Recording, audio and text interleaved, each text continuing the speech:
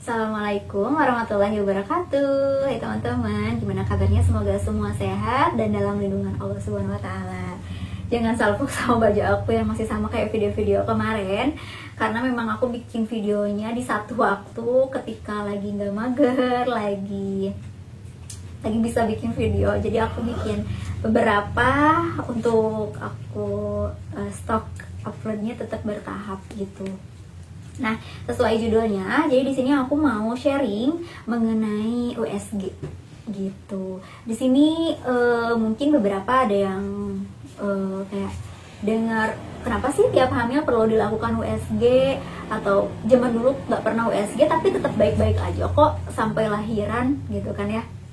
Terus USG apa sih yang perlu kita lakukan? Apakah 2 dimensi atau 4 dimensi gitu kan? Dan kapan pertama kali kita perlu melakukan USG pada masa kehamilan? Nah, sedikitnya aku mau sharing mengenai hal-hal yang mungkin kadang masih bikin kita bingung. Jadi semoga dapat membantu teman-teman semua setelah lihat video ini. Oke, jadi untuk USG itu sendiri manfaatnya untuk apa? Yaitu untuk memantau pertumbuhan dan perkembangan janin pada masa kehamilan gitu. Jadi banyak banget manfaatnya yang bisa dilihat dari si USG itu. Memantaunya tuh perkembangannya tuh banyak banget yang bisa dilihatnya dari si USG itu sendiri. Jadi sudah pasti bermanfaat ya. Kemudian USG aman gak ya dilakukan setiap bulan atau mungkin saat mendekati persalinan, bisa 2 minggu sekali atau 1 minggu sekali. Jadi insya Allah USG itu aman ya teman-teman buat kita ataupun buat janin, karena tidak ada sinar X dalam USG. Jadi insya Allah aman dilakukan meskipun 1 bulan sekali untuk melakukan USG pada masa kehamilan gitu. Nah, kemudian kapan sih pertama kali kita melakukan USG? Pada saat hamil. Jadi dilakukan sedini mungkin. Maksud di sini sedini mungkin adalah apa sayang? Ini apa? Buku. Bunda bikin video dulu, abang nggak boleh berisik ya. Oke? Ya. Liatin aja ya, dengerin ya. Nanti beres ini kita main lagi, oke? Ya. Nah, jadi ketika kita udah telat menstruasi, kemudian dites pack hasilnya positif, misalkan seminggu telat udah positif, atau berapa hari udah positif, itu udah bisa dilakukan USG gitu. Jadi emang boleh dilakukan sedini mungkin ketika hasil tes pack positif, boleh langsung USG atau konsultasi ke dokter. Nah, USG yang dilakukannya USG apa nih? Apakah USG abdomen, transvaginal, 2 dimensi atau 4 dimensi? Nah, jadi ada beberapa kan ya USG. Yang pertama tuh USG transvaginal, yaitu USG yang dimasukin lewat vagina. Di sana sayang, boleh di sana mainnya. Di sini sempit. Ya, di sana. USG lewat vagina gitu. Itu biasanya dilakukan pada masa awal kehamilan yang masih kecil. Misalkan ketika tadi awal pertama kontrol itu masih usia 5 minggu, kita hitung dari HPHT, hari pertama hari terakhirnya, itu biasanya 5 mingguan. Nah, itu kalau di USG abdomen di perut itu biasanya belum terlihat jelas, dan lebih jelasnya biasanya dilakukan transvagina. Transvaginal itu lebih jelas dilakukannya, hasilnya hitam putih kayak 2 dimensi, cuman lewat bawah gitu. Nah, itu biasanya pada usia awal-awal kehamilan agar terlihat lebih jelas gitu. Terus kemudian untuk USG 2 dimensi, apa sih bedanya dengan USG 3 dimensi atau 4 dimensi? Nah, USG 2 dimensi ini tuh adalah USG yang hasilnya itu datar. Jadi istilahnya kayak ada sumbu X dan Y saja. Jadi hasilnya hitam putih, kemudian gambarannya tidak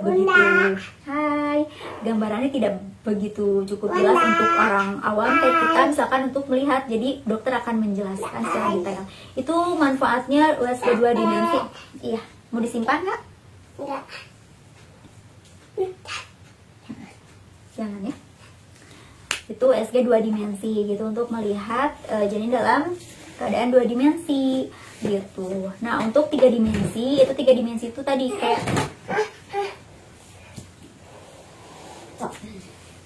USG 3 dimensi itu gambarannya ada kedalamannya. Ini sok maju sayang. Untuk USG 3 dimensi itu gambarannya kayak ada X, Y, Z. Z itu adalah kedalamannya.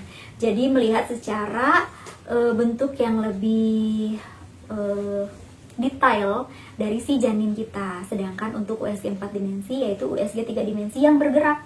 Jadi ketika di USG janinnya gerak-gerak, kita bisa melihat gitu pergerakan si janinnya.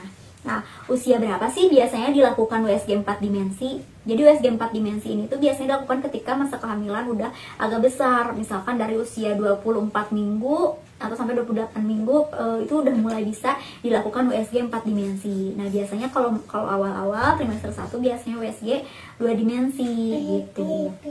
Nah, untuk USG 4 dimensi itu USG yang detail banget, yang mudah dipahami sama kita, sama orang-orang awam yang melihatnya. Jadi karena udah kelihatan jelas banget, oh itu kepalanya, oh itu wajahnya, kaki tangannya gitu kan. Itu lebih detail banget, lebih jelas banget dibanding si USG 2 dimensi yang emang butuhkan penjelasan dokter lebih detail nih kepalanya, ya gue ini lingkar perut, suka kayak gitu kan. Nah, karena memang USG 4 dimensi itu lebih mudah dipahami oleh kita gitu. Kemudian ada juga USG feto maternal. Nah, di mana USG feto maternal ini tuh USG 2 dimensi yang khusus untuk melihat kelainan-kelainan pada janin gitu, yang bisa dideteksi pada masa kehamilan. Itu lebih detail banget, dan itu tidak bisa dilakukan oleh dokter kandungan biasa. Jadi ada dokter yang khusus yang sudah melakukan pelatihan mengenai feto maternal. Jadi secara detail itu biasanya biayanya emang lebih mahal dari USG biasanya, karena emang untuk melihat secara lebih detail hasilnya pun akan lebih detail diberikannya gitu.